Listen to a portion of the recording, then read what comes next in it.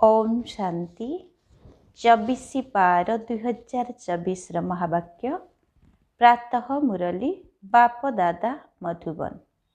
आज मिठा बाबा कहते मिठे बच्चे अपार खुशी अथवा निशारे रहिबाकु हेले देह अभिमानर रोग को छाड़ी प्रीति बुद्धि हुआ। निजर चालीचलन अर्थात आचरण को सुधार। अपार खुशी अथवा निशारे रहिबाकु हेले देह अभिमानर रोग को छाड़ी प्रीति बुद्धि हुआ। निजर चालीचलन अर्थात आचरण को सुधार। आज बाबार प्रश्न अच्छी केउं पिलामानंकु ज्ञानर ओलटा निशा चढ़ी पारिबो नाही? केउं पिलामानंकु ज्ञानर ओलटा निशा चढ़ी पारिबो नाही? उत्तर जेउ माने बाबा को यथार्थ भावरे जानी मने पकांती हृदयर सहित बाबांकर महिमा करिथांती, जेउ मानंकर पाठपढ़ा प्रति पूरा ध्यान रहिछि सेमानकु ज्ञानर ओलटा निशा चढ़ी पारिबो नाही। जेउ माने बाबा को साधारण भावुचंती सेमाने बाबा को मने पकाई परिबे नाही। जदि मने पकाउथिबे तेबे निजर समाचार मध्य बाबा को निश्चिंत जणाइबे। पिला माने जदि निजर समाचार पिता को न देबे तेबे पितांक मनरे विचार आसी थाए, मोर पुत्र केउठी मूर्छित होई जाई नहीं तो। ओम शांति। बाबा बसी पिला मानकु बुझाउछंती पिला माने जेतेबेले केही नुआ आसुचंती तेबे तांको प्रथमे हद एवं बेहद दुई बाबांकर परिचय दियो। बेहद बाबा अर्थात समग्र बेहद विश्वर आत्मा मानंकर पिता। हद्र पिता प्रत्येक जीव आत्मार अलगा अलगा अछंती। एही ज्ञान मध्य समस्ते एका भली धारण करि परिबे नाही। केही 1 शतकड़ा केही 95 शतकड़ा धारण करती। एहा तो बुझिबार कथा। सूर्यवंशी चंद्रवंशी कुल रहिबो ना? राजा राणी तथा प्रजा। प्रजारे समस्त प्रकारर मनुष्य थांती। प्रजा अर्थ ही प्रजा। बाबा बुझाउछंती एहा पाठपढ़ा अटे। प्रत्येक निजर बुद्धि अनुसार ही पढ़ी थांती। प्रत्येकंकु निज निजर अभिनय मिलिछि। जिए कल्प पूर्वरु जेतिकी शिक्षा धारण करिचंती सेतिकी वर्तमान मध्य धारण करुचंती। पाठपढ़ा केबे लुचि रही पारिबो नाही। पाठपढ़ा अनुसार पद मध्य मिली थाए। बाबा बुझाइचंती आगकु गले परीक्षा हेबो। परीक्षा बिना नुआ दुनिया को जाई पारिबो नाही। तेबे अंतिम समय रे सबु जणा पड़ी जिवो। परंतु एबे भी बाबा कहउचंती परंतु एबे भी बुझी पारिबो जे मु केउ पदर योग्य अटे। जदिओ लज्जा लागिबा कारणरू समस्ते हाथ उठाई देउचंती किंतु बुझी पारुथिबे लक्ष्मी नारायण परी आमे किपरि होई पारिबु। तथापि तो हाथ उठाई देउचंती। एहाकु मध्य अज्ञान ही कुआजिबो। बाबा तो तुरंत बुझी जाती जे एहांक ठारू अधिक बुद्धि तो लौकिक छात्र मानक पाखरे रहिछि। से बुझी जाती जे आमे वृत्ति नेबार योग्य नुह, पास मध्य हेबु नहीं। से माने निजे बुझिता बाबा कहउचंती से माने निजे बुझी पारि थांती जे शिक्षक जहा पढ़ाउचंती सेथिरे आमे केते नंबर पाइबु।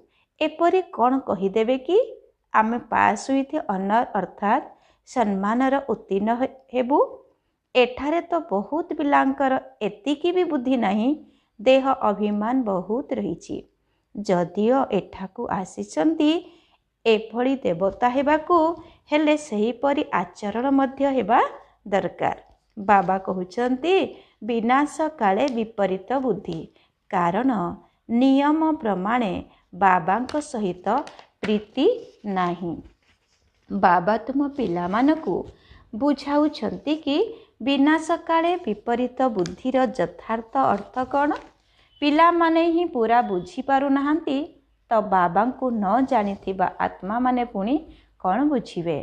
ବାବାଙ୍କୁ ୟାଦ କରିବା ଏହା ତ ହେଉଛି ଗୁପ୍ତ କଥା। ପାଠପଢ଼ା ତ ଗୁପ୍ତ ନୁହେଁ ନା। ପାଠପଢ଼ାରେ କ୍ରମାନୁସାରେ ରହିଥାନ୍ତି। ସମସ୍ତେ କ'ଣ ଏକା ଭଳି ପଢ଼ିବେ କି? ବାବା ବୁଝୁଛନ୍ତି କି ବର୍ତ୍ତମାନ ତ ଛୋଟ ପିଲା ଅଟନ୍ତି। ଏପରି ଅବିନାଶୀ ବାବାଙ୍କୁ 3 ମାସ ମଧ୍ୟ ମନେ ପକାଉନାହାନ୍ତି। କିପରି ଜଣାପଡ଼ିବ ଯେ ମନେ ପକାଉଛନ୍ତି ବୋଲି? ବାବାଙ୍କୁ ପତ୍ର ମଧ୍ୟ ଲେଖୁନାହାନ୍ତି କି ବାବା ମୁଁ କିପରି ଅଛି, କ'ଣ କ'ଣ ସେବା କରୁଛି? ବାବାଙ୍କୁ ପିଲାମାନଙ୍କର କେତେ ଚିନ୍ତା ରହୁଛି କି ପିଲା କେଉଁଠି ମୂର୍ଚ୍ଛିତ ହୋଇଯାଇ ନାହିଁ ତ, ମରିଯାଇ ନାହିଁ ତ? କେହି କେହି ତ ବାବାଙ୍କୁ ବହୁତ ଭଲ ଭଲ ସେବାର ସମାଚାର ଲେଖିଥାନ୍ତି। ବାବା ବି ବୁଝିପାରନ୍ତି ପିଲା ବଞ୍ଚିଛି। ସେବା କରୁଥିବା ପିଲାମାନେ କେବେ ଗୁପ୍ତ ହୋଇ ରହିପାରିବେ ନାହିଁ। ବାବା ତ ପ୍ରତ୍ୟେକ ପିଲାଙ୍କର ହୃଦୟକୁ ଦେଖିଥାନ୍ତି କେଉଁ ପିଲା କିପରି ଅଛି। ଦେହ ଅଭିମାନର ବେମାରୀ ବହୁତ କଡ଼ା ଅଟେ। ବାବା ମୁରଲୀରେ ବୁଝାଇଥାନ୍ତି କେଉଁମାନଙ୍କୁ ତ ଜ୍ଞାନର ଓଲଟା ନିଶା ଚଢ଼ି ଯାଇଥାଏ, ଅହଙ୍କାର ଆସିଯାଇଥାଏ, ପୁଣି ବାବାଙ୍କୁ ମନେ ପକାନ୍ତି ନାହିଁ କିମ୍ବା ପତ୍ର ବି ଲେଖନ୍ତି ନାହିଁ। ତେଣୁ ବାବା ମଧ୍ୟ କିପରି ମନେ ପକାଇବେ? ଜଣେ ଅନ୍ୟ ଜଣକୁ ମନେ ପକାଇଲେ ଅନ୍ୟ ଜଣେ ମଧ୍ୟ ତାଙ୍କୁ ମନେ ପକାଇଥାନ୍ତି। ବର୍ତ୍ତମାନ ତୁମେ ପିଲାମାନେ ବାବାଙ୍କୁ ଯଥାର୍ଥ ଭାବରେ ଜାଣି ମନେ ପକାଉଛ, ହୃଦୟରୁ ମହିମା କରୁଛ। କେତେକ ପିଲା ବାବାଙ୍କୁ ସାଧାରଣ ଭାବିଥାନ୍ତି, ତେଣୁ ମନେ ପକାନ୍ତି ନାହିଁ। ବାବା କ'ଣ କୌଣସି ଆଡ଼ମ୍ବର ଦେଖାଇବେ କି? ଭଗବାନ ଉବାଚ, ମୁଁ ତୁମକୁ ବିଶ୍ୱର ରାଜ୍ୟପଦ ଦେବା ପାଇଁ ରାଜଯୁଗ ଶିଖାଉଛି। ତୁମେ କ'ଣ ଏପରି ଭାବୁଛ କି ଆମେ ବିଶ୍ୱର ବାଦଶାହୀ ନେବା ପାଇଁ ଅବିନାଶୀ ବାବାଙ୍କ ପାଖରେ ପଢ଼ୁଛୁ? ଏହି ନିଶା ରହିଲେ ଅପାର ଖୁସିର ପାରଦ ସର୍ବଦା ଚଢ଼ି ରହିବ। ଗୀତା ପାଠକ ଯଦିଓ କହୁଛନ୍ତି ଶ୍ରୀକୃଷ୍ଣ ଭଗବାନ ଉବାଚ, ମୁଁ ରାଜଯୁଗ ଶିଖାଉଛି, ବାସ୍ ତାଙ୍କର କ'ଣ ରାଜତ୍ୱ ପାଇବାର ଖୁସି ରହିବ କି? ଗୀତା ପାଠ କରି ତାକୁ ସାରି ତାପରେ ନିଜ ନିଜ କାମଧନ୍ଦାରେ ଯାଇଥାନ୍ତି। ଏବେ ତୁମର ବୁଦ୍ଧିରେ ଅଛି ଯେ ଆମକୁ ଅବିନାଶୀ ବାବା ପଢ଼ାଉଛନ୍ତି। ସେମାନଙ୍କର ବୁଦ୍ଧିରେ ଏପରି କଥା ଆସିବ ନାହିଁ। ପ୍ରଥମେ ପ୍ରଥମେ କେହି ଆସିଲେ ତାଙ୍କୁ ଦୁଇ ପିତାଙ୍କର ପରିଚୟ ଦେବାକୁ ହେବ। କୁହ ଭାରତ ସ୍ୱର୍ଗ ଥିଲା, ବର୍ତ୍ତମାନ ନର୍କ ହୋଇଯାଇଛି। ଏହା କଳିଯୁଗ ଅଟେ, ଏହାକୁ କ'ଣ ସ୍ୱର୍ଗ କୁହାଯିବ? ଏପରି ତ କୁହାଯିବ ନାହିଁ ଯେ ସତ୍ୟ ଯୁଗରେ ବି ଅଛୁ, କଳି ଯୁଗରେ ବି ଅଛୁ। କାହାକୁ ଦୁଃଖ ମିଳିଲେ କହିବେ ଆମେ ନର୍କରେ ଅଛୁ, କାହାକୁ ସୁଖ ମିଳିଲେ କହିବେ ସ୍ୱର୍ଗରେ ଅଛୁ। ଏପରି ବହୁତ କହୁଛନ୍ତି। ଦୁଃଖୀ ମନୁଷ୍ୟ ନର୍କରେ ଅଛନ୍ତି, ଆମେ ତ ବହୁତ ସୁଖରେ ଅଛୁ। ମହଲ, ଗାଡ଼ି, ମୋଟର ଇତ୍ୟାଦି ସବୁ ଅଛି। ଭାବୁଛନ୍ତି ଆମେ ତ ସ୍ୱର୍ଗରେ ଅଛୁ। ସୁବର୍ଣ୍ଣ ଯୁଗ, ଲୌହ ଯୁଗ ସବୁ ଏକା କଥା ବୋଲି ଭାବୁଛନ୍ତି। ତେଣୁ ପ୍ରଥମେ ଦୁଇ ପିତାଙ୍କର କଥା ଜିଜ୍ଞାସୁଙ୍କର ବୁଦ୍ଧିରେ ଧାରଣା କରାଇବାକୁ ହେବ। ବାବା ନିଜେ ହିଁ ନିଜର ପରିଚୟ ଦେଉଛନ୍ତି। ସେ ସର୍ବବ୍ୟାପୀ କିପରି ହୋଇପାରିବେ? କ'ଣ ଲୌକିକ ପିତାଙ୍କୁ ସର୍ବବ୍ୟାପୀ କୁହାଯିବ? ଏବେ ତୁମେ ଚିତ୍ରରେ ଦେଖାଉଛ ଆତ୍ମା ଏବଂ ପରମାତ୍ମାଙ୍କର ରୂପ ତ ଏକା ଭଳି, ସେଥିରେ ଫରକ ନାହିଁ। ଆତ୍ମା ଏବଂ ପରମାତ୍ମା ଆକାରରେ କୌଣସି ଛୋଟ ବଡ଼ ନୁହନ୍ତି। ସମସ୍ତେ ଆତ୍ମା ଅଟନ୍ତି, ସେ ମଧ୍ୟ ଆତ୍ମା ଅଟନ୍ତି। ସେ ସର୍ବଦା ପରମଧାମରେ ରହିଥାନ୍ତି, ତେଣୁ ତାଙ୍କୁ ପରମାତ୍ମା କୁହାଯାଏ। କେବଳ ତୁମେ ଆତ୍ମାମାନେ ସୃଷ୍ଟିକୁ ଯେପରି ଆସୁଛ, ମୁଁ ସେପରି ଆସୁନାହିଁ। ମୁଁ ଅନ୍ତିମ ସମୟରେ ଏହି ଶରୀରରେ ଆସି ପ୍ରବେଶ କରିଥାଏ। ଏହି ସବୁ କଥା କେହି ବାହାରବାଲା ବୁଝିପାରିବେ ନାହିଁ। କଥା ବଡ଼ ସହଜ ଅଟେ। କେବଳ ଏତିକି ଫରକ ଯେ ବାବାଙ୍କ ବଦଳରେ ବୈକୁଣ୍ଠବାସୀ କୃଷ୍ଣଙ୍କର ନାମ ଲେଖି ଦେଇଛନ୍ତି। କ'ଣ କୃଷ୍ଣ ବୈକୁଣ୍ଠରୁ ନର୍କକୁ ଆସି ରାଜଯୁଗ ଶିଖାଇଥିଲେ? କୃଷ୍ଣ କିପରି କହିପାରିବେ ଯେ ଦେହ ସହିତ ମାମେକମ୍ ୟାଦ କର? ଦେହଧାରୀଙ୍କ ସ୍ମୃତିରେ ପାପ କିପରି କଟିବ? କେଉଁଠାରେ କୃଷ୍ଣ ତ ଗୋଟିଏ ଛୋଟ ପିଲା ଏବଂ ଆଉ କେଉଁଠି ମୁଁ ସାଧାରଣ ବୃଦ୍ଧ ମନୁଷ୍ୟ ଶରୀରରେ ଆସୁଛି। କେତେ ଫରକ ହୋଇଯାଉଛି। ବାବା କହିଲେ କେଉଁଠାରେ କୃଷ୍ଣ ତ ଗୋଟିଏ ଛୋଟ ପିଲା ଏବଂ ଆଉ କେଉଁଠି ମୁଁ ସାଧାରଣ ବୃଦ୍ଧ ମନୁଷ୍ୟ ଶରୀରରେ ଆସୁଛି। କେତେ ଫରକ ହୋଇଯାଉଛି। ଏହି ଗୋଟିଏ ମୁଖ୍ୟ ଭୁଲ କାରଣରୁ ସବୁ ମନୁଷ୍ୟ ପତିତ କାଙ୍ଗାଳ ହୋଇଯାଇଛନ୍ତି। ନା ମୁଁ ସର୍ବବ୍ୟାପୀ ଅଟେ, ନା କୃଷ୍ଣ ସର୍ବବ୍ୟାପୀ ଅଟନ୍ତି। ପ୍ରତ୍ୟେକଙ୍କ ଶରୀରରେ ଆତ୍ମା ସର୍ବବ୍ୟାପୀ ଅଟେ। ମୋର ତ ନିଜର ଶରୀର ବି ନାହିଁ। ପ୍ରତ୍ୟେକ ଆତ୍ମାର ନିଜ ନିଜର ଶରୀର ଅଛି। ପ୍ରତ୍ୟେକଙ୍କ ଶରୀରର ନାମ ଅଲଗା ଅଲଗା ରହିଥାଏ। ନା ମୋର ଶରୀର ଅଛି, ନା ମୋର ଶରୀରର କୌଣସି ନାମ ଅଛି। ମୁଁ ତ ବୃଦ୍ଧ ଶରୀର ଧାରଣ କରିଥାଏ, ତେଣୁ ଏହାଙ୍କ ନାମ ବଦଳାଇ ବ୍ରହ୍ମା ରଖିଛି। ମୋର ନାମ ତ ବ୍ରହ୍ମା ନୁହେଁ। ମୋତେ ତ ସଦା ଶିବ ହିଁ କହିଥାନ୍ତି। ମୁଁ ହିଁ ସମସ୍ତଙ୍କର ସଦ୍ଗତି ଦାତା ଅଟେ। ଆତ୍ମାକୁ ସମସ୍ତଙ୍କର ସଦ୍ଗତି ଦାତା କୁହାଯିବ ନାହିଁ। ପରମାତ୍ମାଙ୍କର କ'ଣ କେବେ ଦୁର୍ଗତି ହୋଇଥାଏ କି? ଆତ୍ମାର ହିଁ ଦୁର୍ଗତି ଏବଂ ଆତ୍ମାର ହିଁ ସଦ୍ଗତି ହୋଇଥାଏ। ଏହିସବୁ ବିଚାର ସାଗର ମନ୍ଥନ କରିବାର କଥା ଅଟେ। ନ ହେଲେ ଅନ୍ୟମାନଙ୍କୁ କିପରି ବୁଝାଇବ?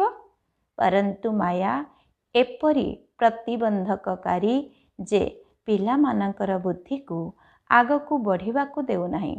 ଦିନସାରା ପରଚିନ୍ତନରେ ହିଁ ସମୟ ନଷ୍ଟ କରି ଦେଇଥାନ୍ତି। ବାବାଙ୍କ ଠାରୁ ଦୂରେଇ ଦେବା ପାଇଁ ମାୟା କେତେ ବଳ ପ୍ରୟୋଗ କରିଥାଏ। ପୁଣି କେତେକ ପିଲା ମଧ୍ୟ ହାରି ଯାଇଥାନ୍ତି। ବାବାଙ୍କୁ ମନେ ନ ପକାଇବା କାରଣରୁ ଅବସ୍ଥା ଅଚଳ ଅଡୋଳ ହୋଇପାରୁନାହିଁ। ବାବା ବାରମ୍ବାର ଠିଆ କରାନ୍ତି, ମାୟା ତଳେ ପକାଇ ଦିଏ। ବାବା କହୁଛନ୍ତି କେବେ ହାରିଯାଅ ନାହିଁ। କଳ୍ପ କଳ୍ପ ଏହିପରି ହୋଇଥାଏ। ଏହା କୌଣସି ନୂଆ କଥା ନୁହେଁ। ଅନ୍ତିମ ସମୟରେ ମାୟାଜିତ ହୋଇ ହିଁ ଯିବ। ରାବଣ ରାଜ୍ୟ ତ ସମାପ୍ତ ହେବ ହିଁ ହେବ। ପୁଣି ଆମେ ନୂଆ ଦୁନିଆରେ ରାଜତ୍ୱ କରିବା। କଳ୍ପ କଳ୍ପ ମାୟାଜିତ ହୋଇଛୁ। ଅଗଣିତ ଥର ନୂଆ ଦୁନିଆରେ ରାଜତ୍ୱ କରିଛୁ। ବାବା କହୁଛନ୍ତି ବୁଦ୍ଧିକୁ ସର୍ବଦା ବ୍ୟସ୍ତ ରଖ, ତେବେ ସର୍ବଦା ନିରାପଦରେ ରହିବ। ଏହାକୁ ହିଁ ସ୍ୱଦର୍ଶନ ଚକ୍ରଧାରୀ କୁହାଯାଇଥାଏ। ବାକି ଏଥିରେ ହିଂସା ଆଦିର କୌଣସି କଥା ନାହିଁ। ବ୍ରାହ୍ମଣ ହିଁ ସ୍ୱଦର୍ଶନ ଚକ୍ରଧାରୀ ହୋଇଥାନ୍ତି। ଦେବତାମାନଙ୍କୁ ସ୍ୱଦର୍ଶନ ଚକ୍ରଧାରୀ କୁହାଯିବ ନାହିଁ। ପତିତ ଦୁନିଆର ନୀତି ପ୍ରଥା ଏବଂ ଦେବୀ ଦେବତାମାନଙ୍କର ନୀତି ପ୍ରଥାରେ ବହୁତ ଅନ୍ତର ରହିଛି। ମୃତ୍ୟୁଲୋକବାସୀ ହିଁ ପତିତ ପାବନ ବାବାଙ୍କୁ ଡାକିଥାନ୍ତି, ଆମ ପତିତମାନଙ୍କୁ ଆସି ପବିତ୍ର କର, ପବିତ୍ର ଦୁନିଆକୁ ନେଇ ଚାଲ। ତୁମ ବୁଦ୍ଧିରେ ଅଛି ଆଜିଠାରୁ 5000 ବର୍ଷ ପୂର୍ବରୁ ନୂଆ ପବିତ୍ର ଦୁନିଆ ଥିଲା, ଯାହାକୁ ସତ୍ୟଯୁଗ କୁହାଯାଉଛି। ତ୍ରେତାକୁ ନୂଆ ଦୁନିଆ କୁହାଯିବ ନାହିଁ। ବାବା ବୁଝାଇଛନ୍ତି ସତ୍ୟଯୁଗ ହେଉଛି ଫାଷ୍ଟ କ୍ଲାସ୍, ତ୍ରେତା ଯୁଗ ହେଉଛି ସେକେଣ୍ଡ କ୍ଲାସ୍। ପ୍ରତ୍ୟେକ କଥାକୁ ଭଲ ଭାବରେ ଧାରଣ କରିବା ଦରକାର, ଯାହାଦ୍ୱାରା ଯେ କେହି ବି ଆସି ଶୁଣିଲେ ମଧ୍ୟ ଆଶ୍ଚର୍ଯ୍ୟ ହେବେ। କେହି କେହି ଆଶ୍ଚର୍ଯ୍ୟ ମଧ୍ୟ ହୋଇଥାନ୍ତି, ପରନ୍ତୁ ଫୁରୁସତ ନାହିଁ ଯେତେବେଳେ କି ପୁରୁଷାର୍ଥ କରିବେ। ପୁଣି ଶୁଣିଥାନ୍ତି ପବିତ୍ର ନିଶ୍ଚିନ୍ତ ହେବାକୁ ପଡ଼ିବ। ଏହି କାମ ବିକାର ହିଁ ମନୁଷ୍ୟକୁ ପତିତ କରାଇଥାଏ। ତାକୁ ଜିତିଲେ ତୁମେ ଜଗତ ଜିତି ହେବ। କିନ୍ତୁ କାମ ବିକାର ସେମାନଙ୍କର ଯେପରି ପୁଞ୍ଜି ଅଟେ, ତେଣୁ ସେଥିପାଇଁ ତାକୁ ତ୍ୟାଗ କରିବାର ନାମ ମଧ୍ୟ ଧରନ୍ତି ନାହିଁ। କେବଳ କହିଥାନ୍ତି ମନକୁ ନିଜ ଅଧୀନରେ ରଖ। କିନ୍ତୁ ମନ ଅମନ ସେତେବେଳେ ହେବ ଯେତେବେଳେ ଶରୀରରେ ରହିବ ନାହିଁ। ବାକି ମନ ଅମନ ତ କେବେ ହୁଏ ହିଁ ନାହିଁ। ବାବା କହୁଛନ୍ତି ବାକି ମନ ଅମନ ତ କେବେ ହୁଏ ହିଁ ନାହିଁ। ଦେହ କର୍ମ କରିବା ପାଇଁ ମିଳିଛି, ତେଣୁ କର୍ମାତୀତ ଅବସ୍ଥାରେ କିପରି ରହିବେ? କର୍ମାତୀତ ଅବସ୍ଥା କୁହାଯାଏ ମୁର୍ଦାରକୁ। ତୁମକୁ ଜିଇଁଥିବା ଅବସ୍ଥାରେ ମୁର୍ଦା ଅଥବା ଶରୀରରୁ ଅଲଗା ହେବାକୁ ପଡ଼ିବ। ବାବା ତୁମକୁ ଶରୀରରୁ ଅଲଗା ହେବାର ପାଠ ପଢ଼ାଉଛନ୍ତି। ଶରୀରଠାରୁ ଆତ୍ମା ଅଲଗା ଅଟେ। ଆତ୍ମା ପରମଧାମର ନିବାସୀ ଅଟେ। ଆତ୍ମା ଶରୀର ଧାରଣ କଲେ ତାଙ୍କୁ ମନୁଷ୍ୟ କୁହାଯାଏ। ଶରୀର ମିଳି ହିଁ ଥାଏ କର୍ମ କରିବା ପାଇଁ। गोटे शरीर छाड़ी पुणी कर्म करने पाई अन्य शरीर नेबाकू पड़ी थाए। शांति तो सेतेबेले मिलिबो जेतेबेले शरीर रे नथिबे मूल बतन रे कर्म होई न थाए। सूक्ष्म बतन रे मध्य कौनसी कथा ही नहीं। सृष्टिर चक्र तो एही ठारे ही घूरी थाए। बाबा को एवं सृष्टि चक्र को जानिबा एहा को ही ज्ञान कुहा जाउची। सूक्ष्म बतन रे ना श्वेत वस्त्रधारी ना साजसज्जार सज्जित देवता ना नाग बला आदि धारण करिथिबा शंकर थांती। बाकी ब्रह्मा एवं विष्णुकर रहस्य तो बाबा बुझाई चलीछंती। ब्रह्मा एहिठारे ही अछंती। विष्णुकर दुई रूप मध्य एहिठारे ही रहिछि। सेठारे केवल साक्षात्कार पाठ ड्रामारे रहिछि जहाँकि दिव्य दृष्टि द्वारा देखा जाई थाए। क्रिमिनाल अर्थात विकारयुक्त दृष्टि रे पवित्र जिनिस देखा जीव नाही। बाबा कहले क्रिमिनाल अर्थात विकारयुक्त दृष्टि रे पवित्र जिनिस देखा जीव नाही। अच्छा, मिठा मिठा शिकिलधे संतान मानक प्रति माता पिता बाप दादांकर मधुर स्नेह संपन्न शुभेच्छा एवं सुप्रभात। आत्मिक पितांकर आत्मिक संतान मानक नमस्ते। आत्मिक संतान मानकर आत्मिक पितांको नमस्ते नमस्ते नमस्ते। धारणा पाई मुख्य सारांश। 1 नंबर, निजे निजको सर्वदा सुरक्षित रखिबा पाई बुद्धि को विचार सागर मंथन रे व्यस्त रखिबाकू हेबो। स्वदर्शन चक्रधारी होई रहिबाकू हेबो। पर चिंतन रे निजर समय नष्ट करिबार नाही। निजे निजको सर्वदा सुरक्षित रखिबा पाई बुद्धि को विचार सागर मंथन रे व्यस्त रखिबाकू हेबो। स्वदर्शन चक्रधारी होई रहिबाकू हेबो। पर चिंतन रे निजर समय नष्ट करिबार नाही। 2 नंबर, शरीर ठारू अलगा हेबार पाठ पढ़ा। जहाँ बाबा पढ़ाउछंती ताकू पढ़िबाकू हेबो। मायार शक्तिर प्रभावरु रक्षा पाइबा पाई निजर अवस्था को अचल अडोल करिबाकू हेबो। शरीर ठारू अलगा हेबार पाठ पढ़ा। जहाँ बाबा पढ़ाउछंती ताकू पढ़िबाकू हेबो। मायार शक्तिर प्रभावरु रक्षा पाइबा पाई निजर अवस्था को अचल अडोल करिबाकू हेबो। आजी वरदाता बाबांकर वरदान अछि, ब्रह्मा बाबांक भली निजर लक्ष्य को लक्षण रे देखाउथिबा प्रत्यक्ष उदाहरण होई समस्तंकर सहयोगी हुआ। ब्रह्मा बाबांक भली निजर लक्ष्य को लक्षण रे देखाउथिबा प्रत्यक्ष उदाहरण होई समस्तंकर सहयोगी हुआ। विस्तार अछि, जेपरि ब्रह्मा बाबा निजको निमित्त उदाहरण मूरत करिथिले, सर्वदा एही लक्ष्य को लक्षण रे देखाइथिले जे प्रथमे मु करिबी, मते देखि अन्य माने करिवे, तेबे एही आधार रे ही नंबर 1 होई गले। तेणु तुमे माने मध्य निजर पिता को अनुकरण कर। कर्म द्वारा सर्वदा निजे निजे गुण मूरत होई प्रत्यक्ष उदाहरण होई अन्य मानकु सहजरे गुण को धारण करिबारे सहयोग दिय। एहाको कुहाजे गुणदान। दानर अर्थ हैला सहयोग देबा। कौनसी भी आत्मा एबे सुनिबा परिवर्ते प्रत्यक्ष प्रमाण देखिबाकू चाहुचंती। तेणु प्रथमे निजको दिव्य गुणर मूर्ति कर। आजी स्लोगान अछि, समस्तंकर निराशार अंधकार को दूर करिबा वाला ही ज्ञानर प्रदीप अटंती। समस्तंकर निराशार अंधकार को दूर करिबा वाला ही ज्ञानर प्रदीप अटंती। अच्छा, ओम शांति।